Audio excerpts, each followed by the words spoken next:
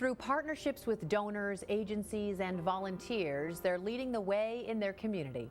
Hello and thanks for joining us. I'm Laurel Hess and this is COMCAST Newsmakers. Joining me now is the President and CEO of the United Way of Jackson County, Ken Toll. Thank you so much for joining us today. Thank you, Laurel. Happy to be here. Lots of great things going on with the United Way, especially in Jackson. I know you've been really involved in collaborating over the last year or two, and it's paying off now big time. You're right. We have 3 different collective impact movements going on in Jackson, and we think that's going to create a significant increase in a lot of people's living situations. What is a collective impact movement? It's a term that some researchers at Stanford University coined just a few years ago. They looked at over 300 communities that were trying to solve big problems and found out that of those communities that succeeded, they actually had 5 key pillars in place. They had a common agenda that they all worked on. They had common measurements. They had continuous communication. They had a backbone organization that kept driving that mission forward even when times got tough. And they proved that if you have all 5 of those elements in place, you can succeed in some large-scale community change. But if you neglect just one of those, you probably won't succeed. So basically, we have a new framework to move forward and work on a larger scale.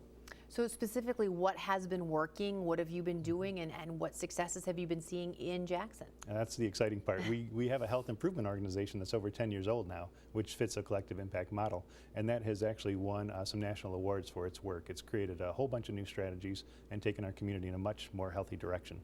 That success led us to create a similar movement around education that we call Cradle to Career.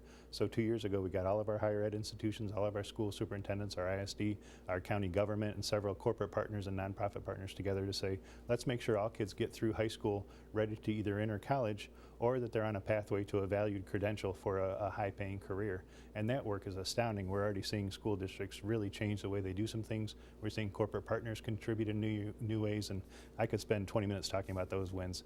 But the exciting piece is we're now building a third movement, which is going to work on financial stability, because those 2 groups have said basically there's only so much we can do around health or education if we still have people struggling in poverty. We need to fix poverty. That's a root cause for a lot of the other issues. So we're now building a third movement. We have over 50 stakeholders at that table to say, let's look really hard at some strategies to keep people from falling into poverty, and if they do fall into poverty, let's find some bridges to help lift them out, not trap them in entitlement programs and other failed attempts. So how do we, or how is Jackson planning then to provide financial stability?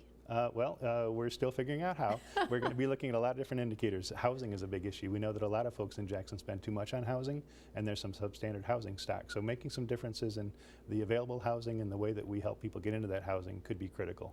We know that employment supports are important. There are a lot of underemployed people right now left over from the recession, and so we're going to be looking at how do we again help them up their game and fit into new careers and create more opportunities for them to live. Again, we know that some of the federal programs and assistance programs people are currently tapping aren't working very well. So we're going to be looking at how do we tweak some of those and redefine them. For example, our Community Action Agency has like 50 different grant programs. And so when someone who walks in the door and says, I need help, they have to go through this whole laundry list to say, oh, your children are too old, you don't qualify for that one. Oh, you're not married, you don't qualify for that one.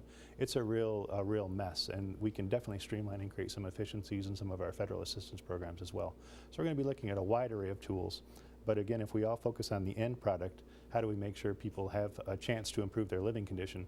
We think we can move mountains if we just do some things differently. All right, doing a lot of great stuff and a lot of great work to come as well. Thank you so much for joining us today. It's my pleasure. Thank you. For more information on today's topic, you can visit uwjackson.org.